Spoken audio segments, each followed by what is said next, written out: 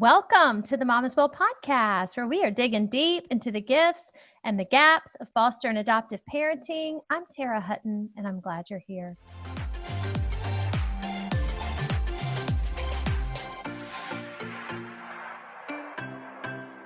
Mama's Well. Yes, she is. I am really pumped about today's guest. This lady has been in family court. She is a judge, a family court judge, actually retired now, but for almost 40 years, she served the children of her county through CPS as an attorney, and then in the last 20 years of her career as a family court judge in Tyler, Texas, Smith County. And this lady saw that things weren't working. They just weren't working. She saw children who were struggling, families who were struggling, and it just felt to her like we weren't getting to the root of the problem. And she ran across a beautiful lady named Karyn Purvis, Dr. Karyn Purvis, and opened a huge journey for her into TBRI, which is trust-based relational intervention. And they began I am sure, a deep friendship, but a long relationship. And where she brought that training and Dr. Karyn Purvis and all of her work, working with children in the foster care system and who have been adopted, children whose brains have literally been altered by early childhood adversity. And she brought that wisdom and that knowledge into the courtroom.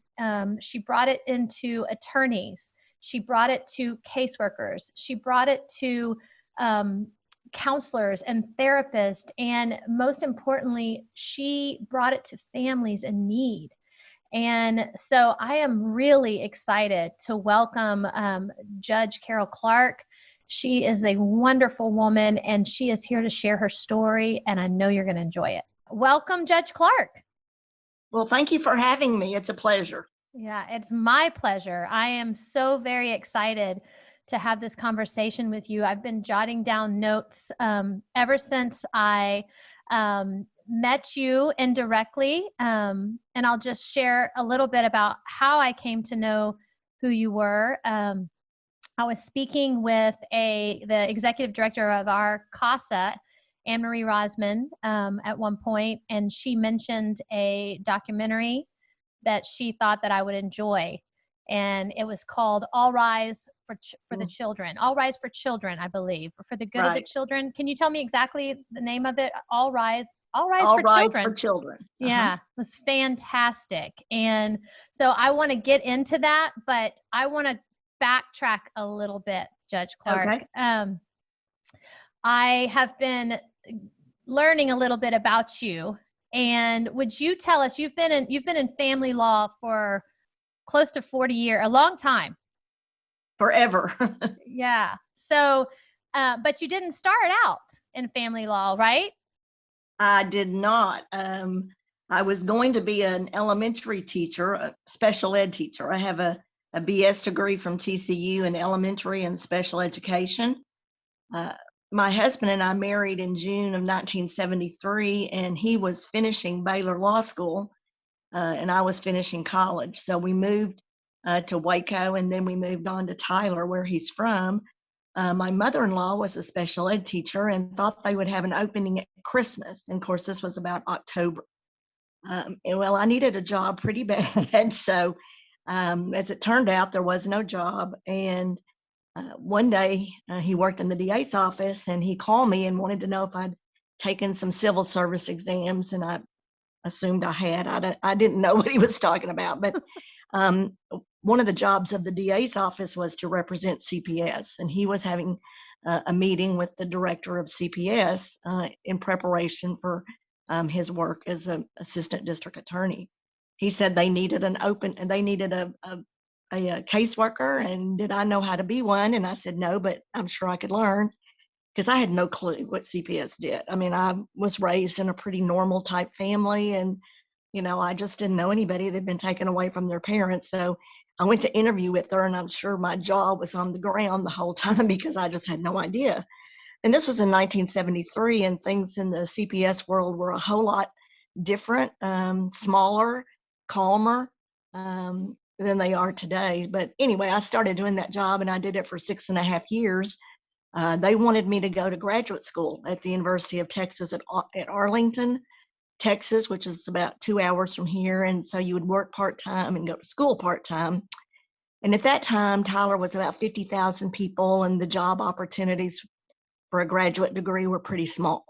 So my husband's family, they're all lawyers, and that's the first lawyers I'd ever known. So I just went out to our local junior college and signed up to take the LSA, what do you call it? The exam, it's not the SAT, the LSAT, and was accepted to Baylor and went in 1979 for 23 months and went straight through and came back and practiced with his dad, who represented a bank and did real estate. And then my husband, who was in private practice by that time, he was doing bankruptcy. So I did that until I ran for judge in 1998. I was elected. We had an opening on the family law bench, and the judge retired. And so I won, and I was there for 20 years. And I did one half of the divorce in our county, one half of the child support, all of the CPS cases. So it was a pretty busy court. Yeah. And then I retired in December of 2018 and began doing the training that I'm now doing on trauma-informed courts. Along the way, I met Dr. Purvis, who I know you're familiar with. I am. So hold on, because I want to go back. I'm excited about this story. I want to, first of all, what led you to want to run for the family court judge? Like that was a big, that was a big deal. Well, it really was, since I didn't want to run for anything. Yeah. Some of my friends told me, they said, well, you need to run because Judge Blake is retiring. And I went, no. My husband ran for the district attorney office. He won, then he lost. His brother was our state representative for many years. He decided to run for state senate. He ran, he lost. My father-in-law was on a board of a junior college here for 50 years. So I was surrounded by politics, and I just hated it. You know, I just didn't like politics at all. And so I decided I was not going to run. And my friends kept after me. And then the county judge, who was one of my dearest and best friends, really, you know, knew about politics and went on. So he kind of, along the way, softened me up. And between he and my husband, I finally agreed to run. Yeah. And I did run. And I, unfortunately, one of my very best lawyer friends ran against me. That was really unpleasant. But I had been around Tyler for a long time. I'd been in a lot of organizations. So when you first run for public office, you have to have your own base of voters because, you know, you haven't built up a reputation or anything. So I'd practiced law for a long time and been around Tyler. So, you know, I did have a base there, and I was very lucky, and I won. Yeah. And then my last term, the county judge and I got crosswise over attorney's fees. I know if you can find that very surprising, but it was in my CPS court. And anyway, he got one of his friends to run against me. So I had to run for my last term. And so, you know, that's kind of how I got in politics. I liked the job.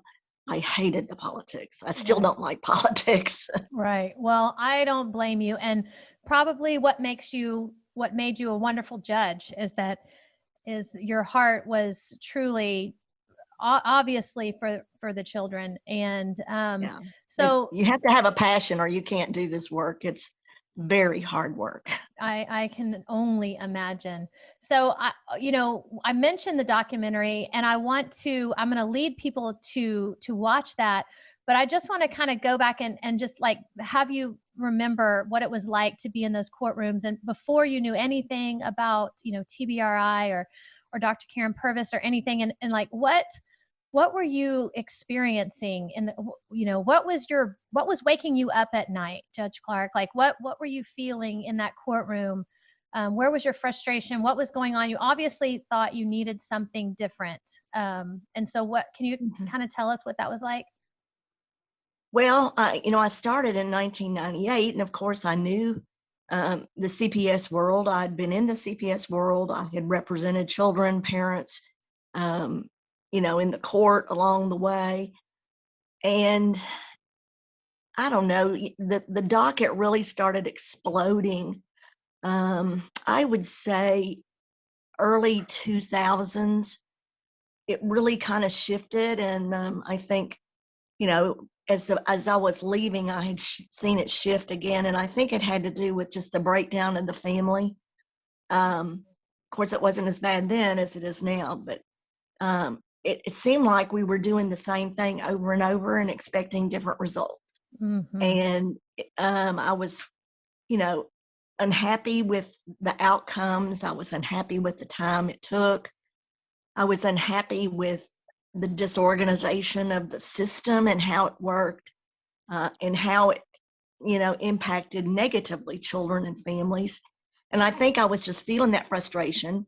And, God works in very mysterious ways. And because I was looking for something, but I really didn't know what I was looking for. Now that I look back, I can kind of put a name with my feelings at the time. But so by accident, I was in Austin, Texas, where our legislature meets.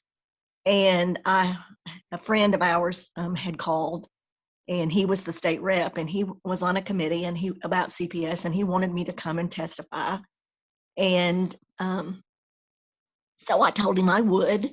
And when I got there, I was a little early, and I was walking down the hall, and I ran into a person I knew from Austin. And so I got to visiting with him, and he said, well, come on, let's go have a cup of coffee in the cafeteria. Well, we went in the cafeteria, and he said hello to somebody he knew that was sitting there. And Dr. Purvis was sitting there with her, and Dr. Purvis was there to testify. And so they introduced me, to everybody sitting at the table. And, I said something about where, what do you do or whatever. And she told me, she was a research psychologist at TCU. I said, oh, I went to TCU. And, we just kind of chit-chatted a few minutes about TCU, and then off we all went. And I came back home, and I don't know, it seems like it was almost immediately, but it was pretty quick. I got my TCU magazine in the mail, and there was Dr. Purvis's picture on the front of the cover. It's not like God said, hello, are you listening? And so I read the article about her, was just fascinated with what she was doing and the work she had done with the adopted children from Russia and those places. So I just emailed her, and I just kind of told her, CPS is not working very well. I don't think we're serving children very well. I'm interested in your work, and do you think you could come to Tyler and just tell always call them my team what it is that you do and what TBRI is. And so she did. She came down, and we did a lunch training, and she just kind of gave us the overview, talked to us about the chemicals in the brain. And you've had the training, so you know all of it. I have, but it's possible that some people that are listening may not understand what we're talking about. So TBRI is trust-based relational intervention.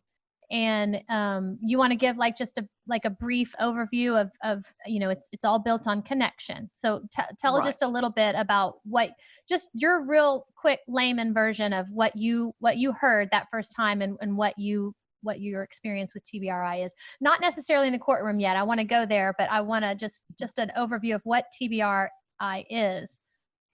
Well, the trust-based relational intervention is a system of interventions that Dr. Purvis and her colleague, Dr. Cross, developed, that talks about these children that have attachment issues, and their behaviors are just extreme.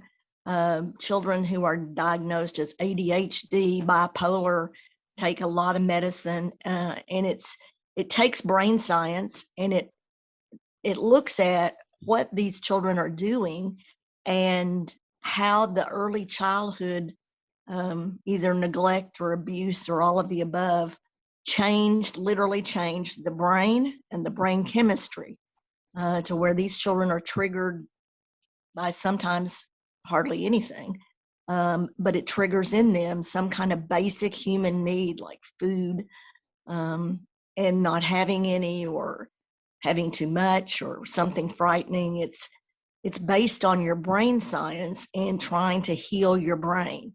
Mm-hmm. And when my group and I heard this, we were just, some of us, not everybody, but me particularly, was just, oh my gosh, I was just blown away that really this had something to do with the brain, and not just they were being bad children, or, what we were kind of taught, that, kids in CPS misbehave because, they've been abused or neglected, and they've developed these bad behaviors, but that it really was based on science.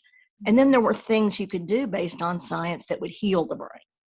Yeah. So when I heard that, I was just A, blown away, but B, wanted to bring that to Tyler. And I didn't know anybody that did it. Dr. Purvis was the only person I knew. And so I got to talking to her about it. And she instituted something called Judicial Summits. And she would have them at least once a year, and to teach the whole system, the CPS, the lawyers, the mental health providers, anybody that worked with these children. And it just kind of grew from there. It was an idea, and it just kind of morphed eventually into a court. And we developed the trauma-informed court. Yeah. So, it was by accident, but if Dr. Purvis said, go do something, or, learn something, or send a therapist to be trained in another circle of security, for example, with the parenting, and, something that is trauma-informed based on brain science, not talk therapy. We learned the difference in, cognitive behavioral therapy and brain science therapy, and why some are better for this situation than others. And so I ended up getting scholarships and training. Some of them got the practitioner's certificate. Some of them, like me, we got a lot of training, but we're not practitioners because really we didn't need to be. Right. But we, I was able to piggyback my money situation with my drug court, because in East Texas, our drug of choice for most people is meth. And, we know in utero, meth is very dangerous, as are all drugs.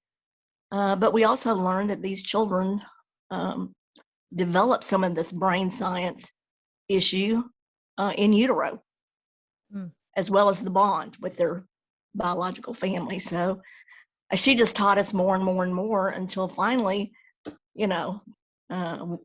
people were calling, wanting to come visit our court. What are you doing? Yeah. Are you making a difference?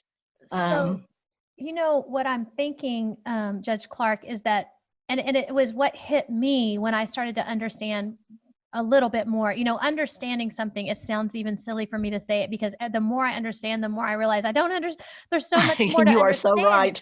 The more questions you have. Yes. But as I did start to uncover some things and learn, from Dr. Karyn Purvis and Dr. Bruce Perry and Dr. Dan Siegel and all these people that I just devour their books, you start to see not only the children, but their parents, because really they are just my daughters, where no one intervened, where no one stepped in and said, I see you.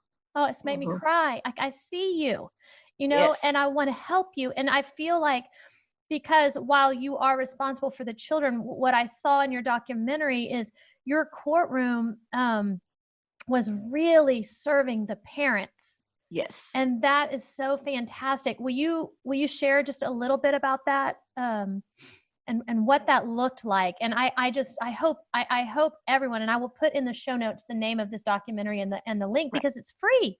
You share this free with the world for free. It's allriseforchildren.com. Children.com.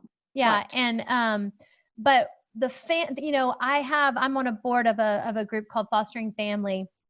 And the director the leader of this organization said at a meeting just last week, she said, we have these kids in the river and we're not here to fish them out. We're here to jump in with them. And we're here to be, to help support those families that are in the river as well. And that's really what I saw in that documentary is what you were doing. And it was it's that trust. Beautiful. So it's the Well, only way we can get to the root of the problem. Right. And I think now that they say your hindsight's 2020, but now that I've come all these years and I'm looking back, that's exactly what was troubling me is that, number one, it was like every parent that came in, no matter what their problem was, how long they had it, was treated exactly the same. And from research, we know that if you give an addict the wrong treatment, then you've made a worse addict than you started with.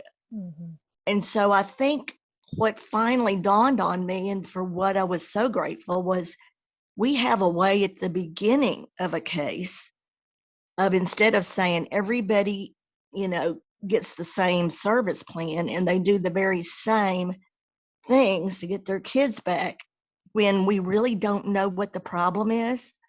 And I kind of, when I'm doing these trainings that I do, I'd say, it's kind of like if you went to the doctor and the doctor said, well, everybody gets penicillin.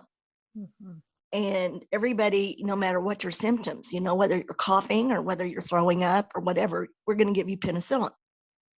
Well, for some people, they're allergic to it and they die. And some people, they don't need it that much medicine and they get immune to it. And, so really it works for people just by happenstance if you don't do some testing and find out what's wrong with them. Right. And so I tell them what was missing was, where in the addiction are they? And of course, we know what fuels addiction, and that's childhood abuse and neglect. So what we were making in our system was more addicts. They had genetic predispositions, and then they, were having these very stressful lives. So now that I look back, that's the part that really helped. And because we learned through our drug court and some research in that area, there's a fellow named Dr. Doug Marlowe who has done research forever with the National Drug Court Institute. And what he has learned is there's like 4 levels of addiction. And if there are 3 or 4, and they don't call them 3 or 4, they have other names, but that's what I call them. If you're a 3 or a 4, you need pretty intense treatment. And if you're a 1 or a 2, and we give you 3 or 4 treatment, we've turned a 1 and a 2 into a 3 and a 4. So for the young parent that comes in and they're not really, they're just kind of experimenting, we're going to give them the treatment that they need, not, the major, we're not going to hit them with the big bazooka when they just need a little firecracker, basically.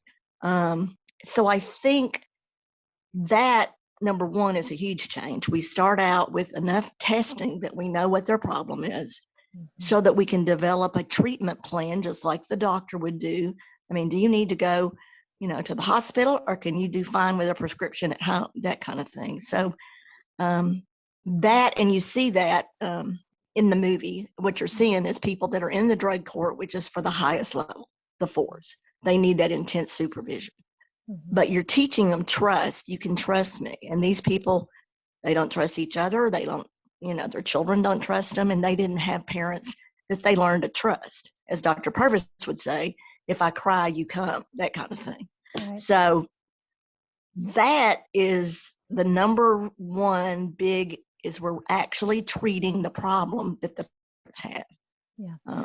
Well, you're asking enough questions to come to, an answer of the problem. And what I saw you do in that documentary is, pull those parents close to your bench and look them in the eye. And the way that you looked them in the eye said, I care about you. And grab and shake their hand. That, those are all Dr. Purvis's things that she taught us, eyes, touch, use your voice. What do you need? That kind of thing. You know, I recently read a book. Actually, I listened to the book, and I highly recommend listening to the book. It's Dr. Bruce Perry, and he wrote it with Oprah Winfrey, and it is fascinating. I didn't know that they had been doing work together for decades. I didn't know either, and I've heard him speak numerous times. Fantastic. And what they did is called "What Happened to You." And basically the theme of the book, and he uses his brain science, and then she uses her stories and his stories, and it's almost, if you listen on Audible, it's like a conversation between the two of them instead of just it's beautiful. But that's the constant question: is it's not what happened to you, it's not what's wrong with you, it's what happened to you. What happened to you? Exactly. And that's what I saw you doing in the courtroom again and again is you know, just knowing that you didn't even have to ask, because you knew, because they were there, something has happened. Now let's see how we can help you. Right. How can we fix it? And speaking of books real quick, and since you can see me, and I can't see you actually. Well, I have, what I always take and show to the people I train and suggest they read is, of course, Dr. Purvis's The Connected Child. Right. And Dr. Vander Kolk's The Body Keeps the Score. Correct. I love and that. Those are, of course, if Dr. Purvis or Dr. Cross said read something, not only did I read it, but I made up my whole team read it. That's so wonderful. I'm so grateful for you setting this example. You know, a new book that was recently put out, and I just talked with the author, Lisa Qualls, who she wrote, you know, Dr. Karyn Purvis and Lisa Qualls, who's a foster and adoptive mom, wrote this book together, and they had almost finished right before Dr. Purvis passed away. And so it was completed by Dr. Purvis' assistant, I think, you know, helped kind of put it together, but it's an amazing, you know, I don't know that book. Yes. It's called The Connected Parent. And so, I'll get that. Yeah. It's Dr. Purvis. So it has Lisa talking about her stories as an adoptive mom, and then Dr. Purvis will chime in with her science and research, and it's really great little partner to The Connected Child. Oh, good. Excellent book. So okay, so you are I just cannot wait for people to watch this documentary, but I want to what I was thinking is you know, what would you want to say? And just this morning, the reason I had to reschedule with you is because this morning I was at an event with CASA, and I'm in Montgomery County, which is down in the Woodlands area. I don't know if you're familiar with it. I know you know Anne Marie Rosman. Oh yes, I know the Woodlands. Okay, I've been down there training, and well, Anne Marie put on a conference for. Yes. Where I taught. Our county, and I met. I don't know. Do you know Judge Amy Tucker? I may have met her there. You probably did. She's about to take the TBRI training, and it's just so exciting to me. It is to see our CASA advocates being trained, our workers. I know they have the heart for, you know, I think they would love to see all of CPS trained, and it's so beautiful to watch how you've paved the way in something. I tried. Yes, you did. As far as CPS is concerned, you know, when I left, it all went out the window, but that's another issue. Yeah. So that's one thing I wanted to say. Like, what did you see as far as results wise? Like when you were in there, you've got some really neat stories, but when you saw parents and they knew you saw them and you were pointing them. So what I saw happening is that you would talk to them about what's going on. You were checking in with them. You were making sure that they were going to their therapy and that they were going to their meetings or whatever the protocol was. But then you would direct them to the next step, you know, and their training or their therapists were all trauma, trust-based relational intervention. That was all TBRI, correct? Right. Okay. And then that was the assessor. You mentioned Circle of Security. That is I just finished that parent facilitator training, and that's fantastic too. Were you using Circle of Security as well? Yes, Dr. Purvis recommended it, and I sent 2 people to it. Okay. And they did the parenting using the circle of security. There's actually 4 trauma-informed therapies. Okay. The TBRI, the circle of security. I believe it's called nurturing parents. We didn't use that. And I'm sorry. That's okay. The 4th one escapes my brain, but That's okay. those are the 4. We only used one that Dr. Purvis would have recommended as trauma-informed. And so we use circle of security and we use TBRI. And I can't remember what the last one I was. really, Anyway. circle of security really helps you understand attachment and how you are, how our attachment, how we attach to our parents, how our parents were able to be with us, is how we will in turn have the ability, literally have the ability to be there for our children. Well, and Dr. Purvis, was a big, the gold standard was the AAI. Are you familiar with the AAI? The Adult Attachment Inventory. Right. And she, in fact, got a scholarship for, Dr. Mary Main was the inventor, and she was a good friend of Dr. Purvis's. And so one of our social worker, she's a licensed social worker that did the assessments, got a scholarship to Dr. Main's last training.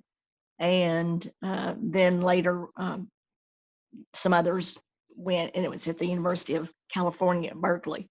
So, that's where you get the dismissive style and the earned security style and the, all the styles of parenting. And, once you read about them and learn about them, I don't know as much as the AAI, but you begin to kind of peg people where you think they are. Right. And, certain professions are notoriously dismissive, maybe. Certain cultures, because of their cultural norms, are dismissive. So, but you've got to know that sort of stuff, the therapist does, in order to help them, attach to their children. Yeah.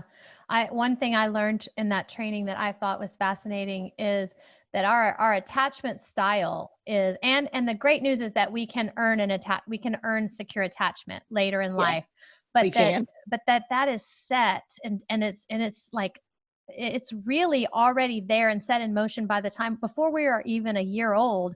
We are already wired for how we are going to do all relationships in life.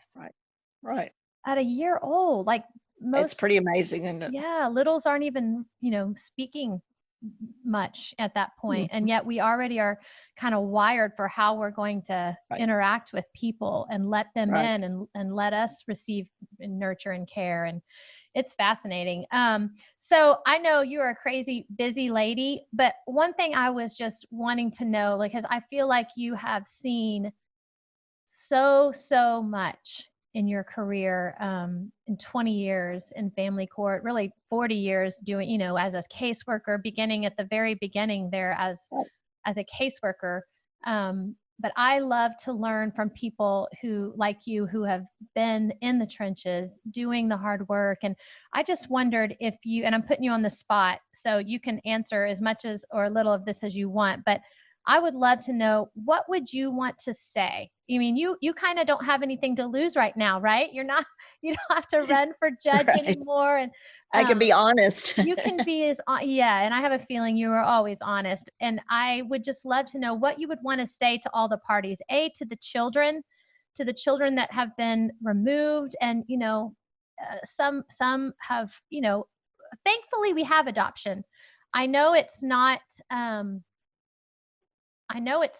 the, first choice. Right. But I'm grateful that we do have adoption. My husband was adopted. So, it is an alternative, and it does happen. What would you say to just to the children, whether they stayed in their family of origin or where they were adopted? What would you say to biological families, to those kinship and foster families, to the attorneys, the caseworkers, and the judges? I mean, that's a lot. So whoever is your heart just pricks, you want to say something to them, like, I would love to hear your wisdom and your encouragement in those areas. Well, of course, with the children, it depends on their age. Mm-hmm. The older kids, sometimes, the department would say, our goal is adoption. And, well, has anybody talked to the kids?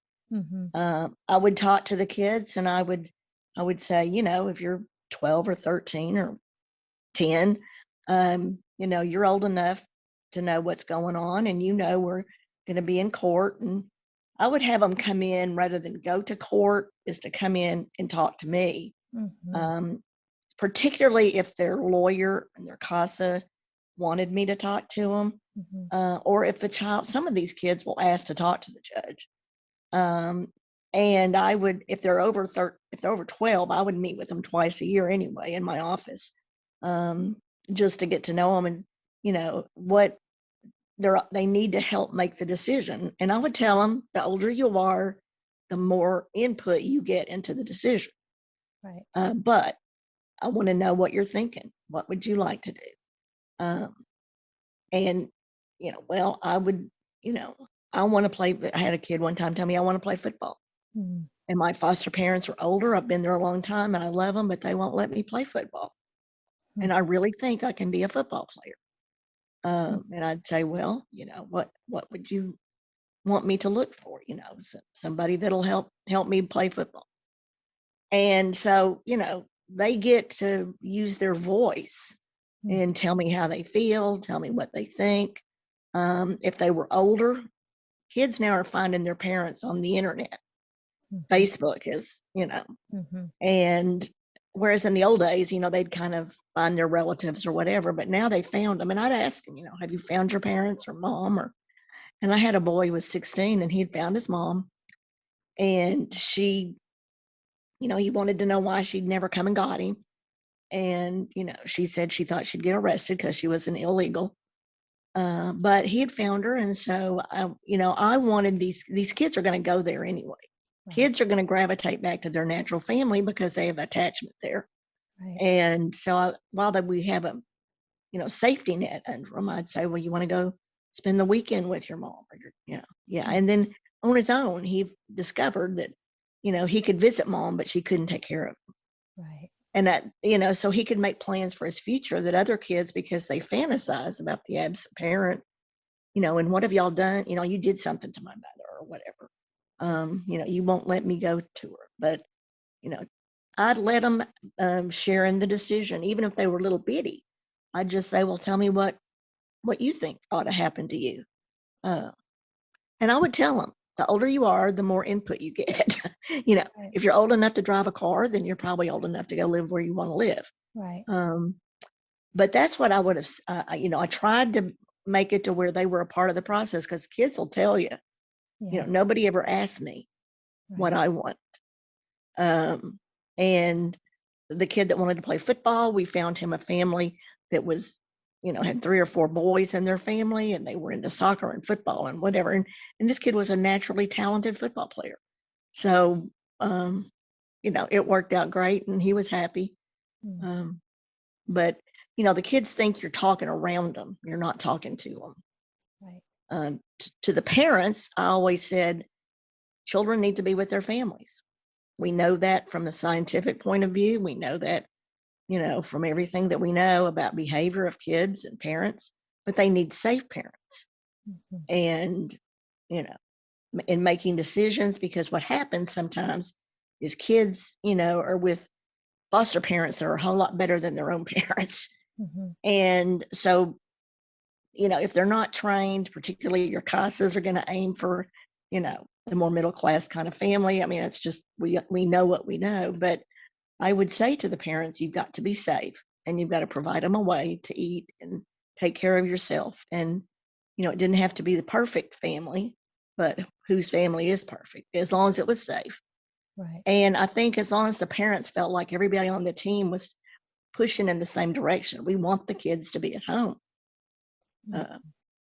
And one of my lawyers who goes and trains with me will say to the audience, I'll take an imperfect parent over an almost perfect foster care situation any day of the week, because we know kids want Better. they want Right. their parent. Right. So that's kind of, I feel real strongly of involving kids, no matter how old they are.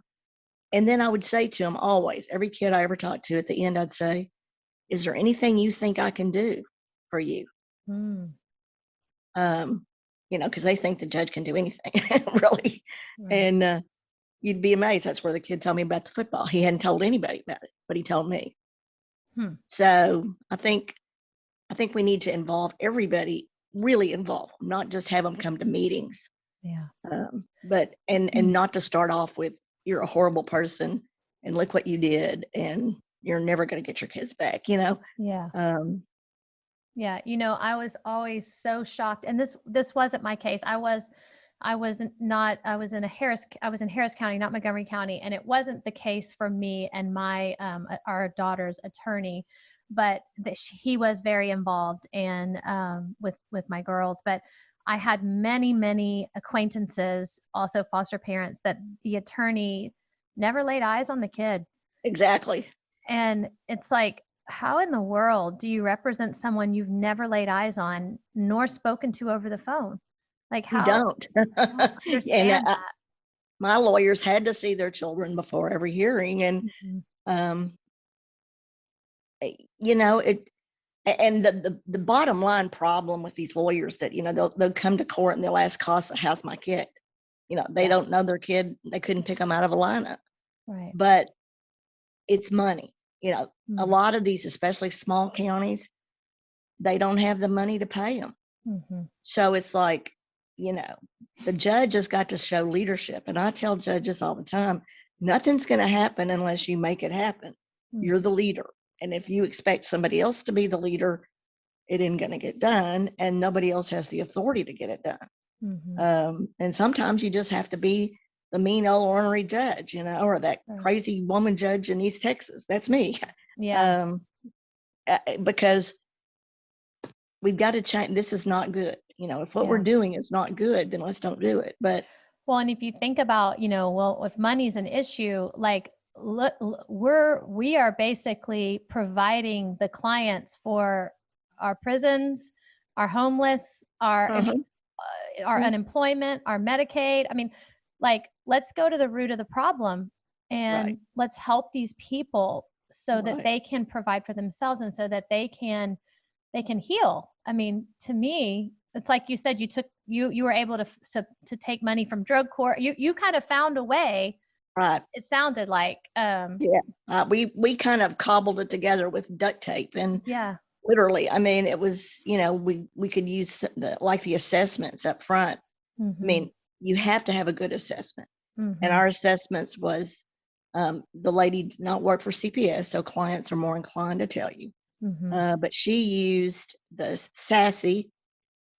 She used some questions from the AAI, not the AAI itself, because it's way too involved and expensive. But and then she used an interview. We used the ACEs. She would actually go through the ACEs with them to begin with, and then use those questions kind of through her interview, and would get completely different answers, of course. But she tried to help the client understand why it is that you do these things, because nobody wakes up every morning and says, I'm going to mistreat my kids. I'm going to use drugs and pass out. I mean, why are you doing this? Right. Because they'd like to know too. Absolutely. Absolutely. Right. I mean, they don't like being abusive parents. Yeah.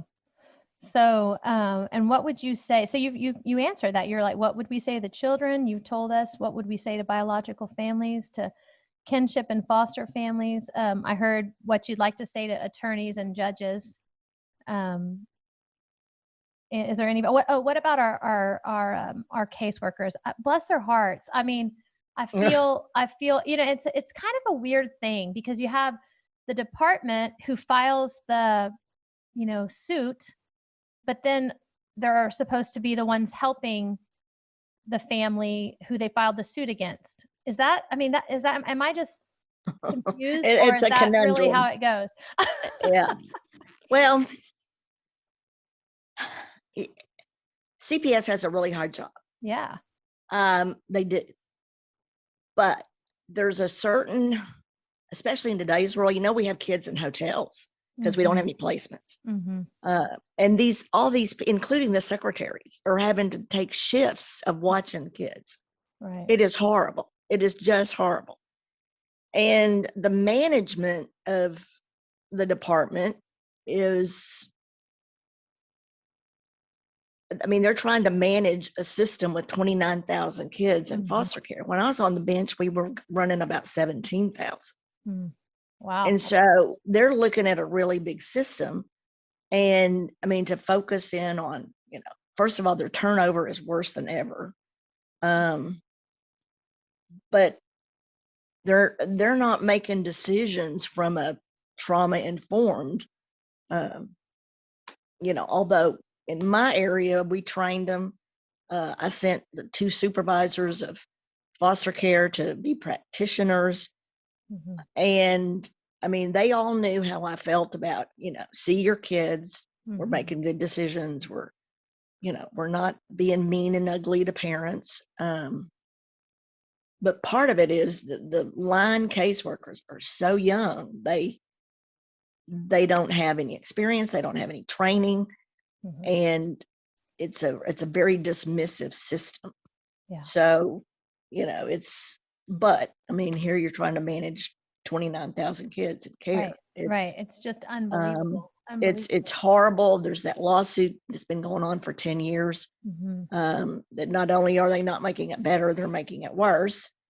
You've got a federal judge down in Corpus Christi that I know she's pulling her hair out because they don't deal with CPS in the federal system. And I'm sure she's just about, because nothing seems to work. Nothing gets better. It just gets worse. The family structure is a lot worse now. The grandparents, many of them are meth users and meth dealers. I was getting where I didn't have grandparents to put kids with, which is terrible. But it's really kind of a system out of control. There's no way to, yes, it needs to be trauma informed, or at least at the managerial level. And I don't know. I kind of decided after a while, I can't change them. So all I can do is change what I can control. Right. And they didn't like it, but they left me alone. So I did what I wanted to do. And, So tell us, Judge Clark, tell us right now, so that whoever's listening to this, if they have an in with, anyone that, a judge, an attorney, a caseworker, tell us what you're doing now, who that would benefit, and how they can get in contact with you.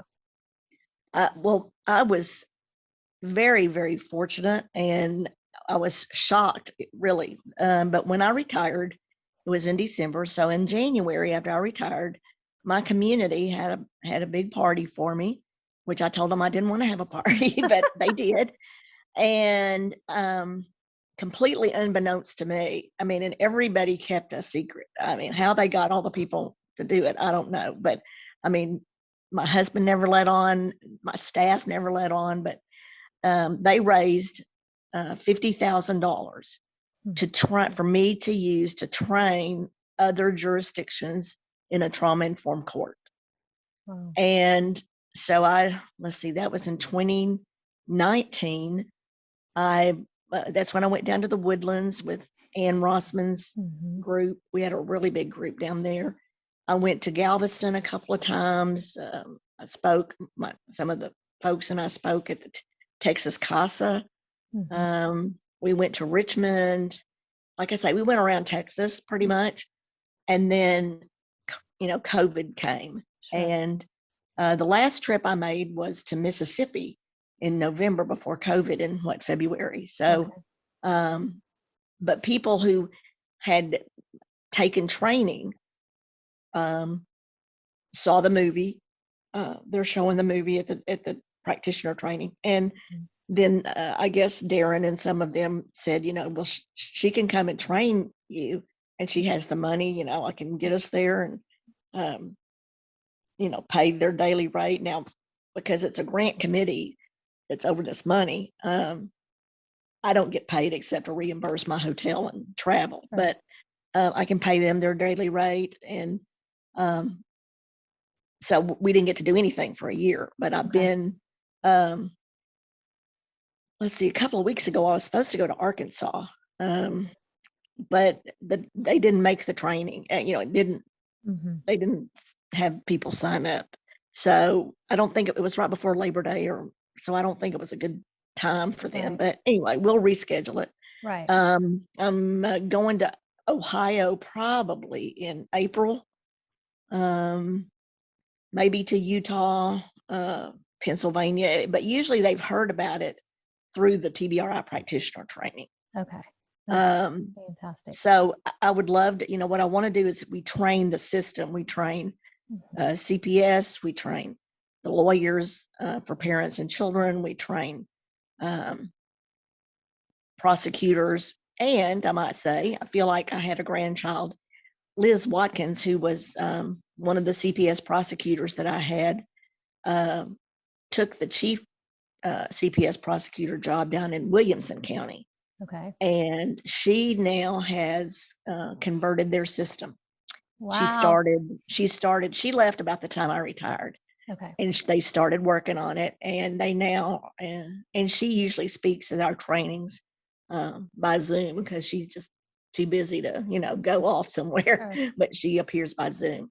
That's But awesome. she has now implemented, once you start converting, it takes at least a year to convert your cases, but we're really proud of them. They have implemented the whole, and changed the system somewhat to accommodate their resources. But that's the good thing. It's kind of, we kind of designed it as a recipe, and it doesn't matter if you use, what kind of flour you use, as long as you use flour. Sure. It doesn't, because every community is different as far Right. as what they have, but have the basics. So Sure. That's um, awesome. well, Well, I'm really proud. One of my prosecutors that was with me for about 10 years is in Las Vegas now. okay. And she's been out there about 3 years, and she's trying to slowly but surely, get them on board. So we've got, You've got Dr. people Purvis said, everywhere. plant seeds. And of Okay. course, she was the best seed planter I knew. She all over the world is what she did. But Yeah.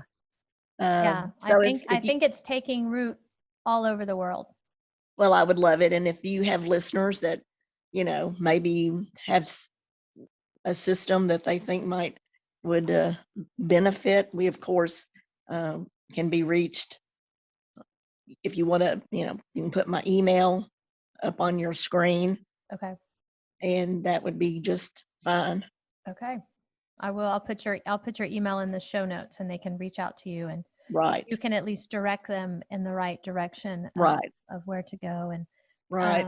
And I just cannot say enough about this documentary, All Rise for the Children. Yeah. It was It, really it fantastic. they did a great job. The lady that produced it, Olive Talley, was a very dear friend for many, many years of Dr. Purvis.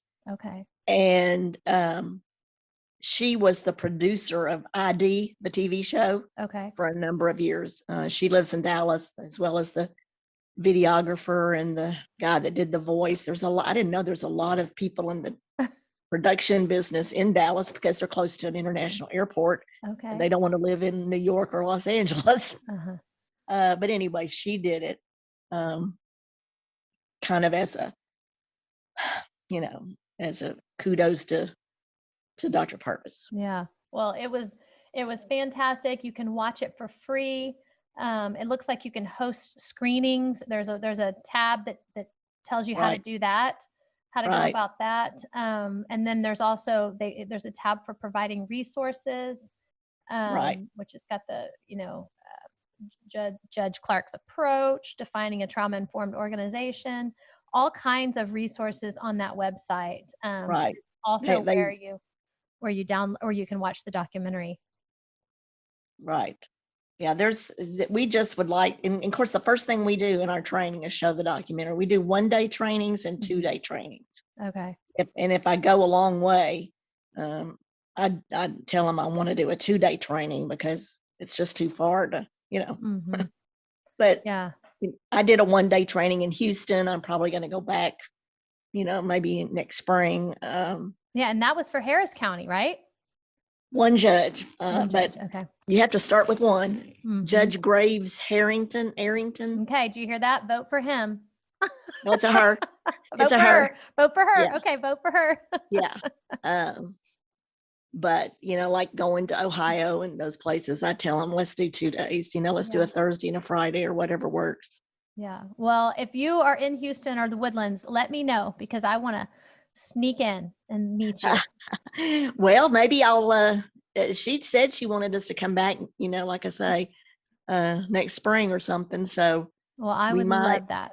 I would love that. And I said, well, the other judges, she was disappointed they didn't participate. And I said, look, we're, those of us who are elected, it's a little nerve wracking to jump off the cliff, but they're going to watch and see how you do. And if you survive, then they'll do it too. That's right. And tell me her name again. Cause I want to remember that judge.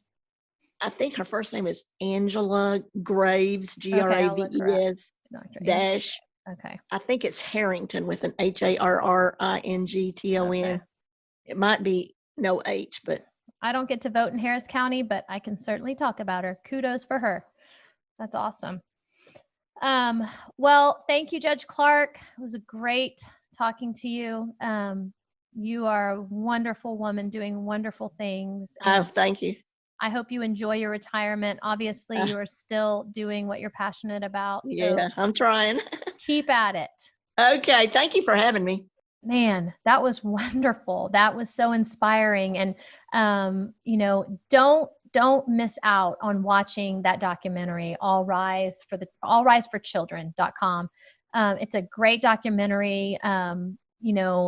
It really, really speaks to the power of connection, which is what TBRI is based on, the power of connection, being able to see somebody in need and offer them what they need. And I felt like that's what Judge Clark was doing in her courtroom and what she continues to do through training other people and other organizations, CASA and other courtrooms on how can we meet needs? How can we meet these families and these children where they're at and provide them what it is they really need to help? Because like she said, adoption is a beautiful thing. We have adopted and my husband is adopted, but it's not the first choice and it's not the best thing. And children suffer and struggle. And so when we can rebuild and help families, come around families to support them, that's really powerful. And that's hard work. But it's necessary work. So I am so appreciative to Judge Carole Clark and all of her team, and reach out to her if you have a connection that you can get this into a courtroom, into an organization, into your family welfare systems, however that works in your state, in your country. I know she'd be glad to help you. So thanks again for your time. Have a great day. Don't forget, leave a review. Like, subscribe, whatever it is on your platform. It really helps. It helps to promote the podcast. It helps to get this into hands of people who need it, who are needing support. There's a lot of great resources out there. Share them because we are doing something hard, but we're doing it together. So we'll see you next week.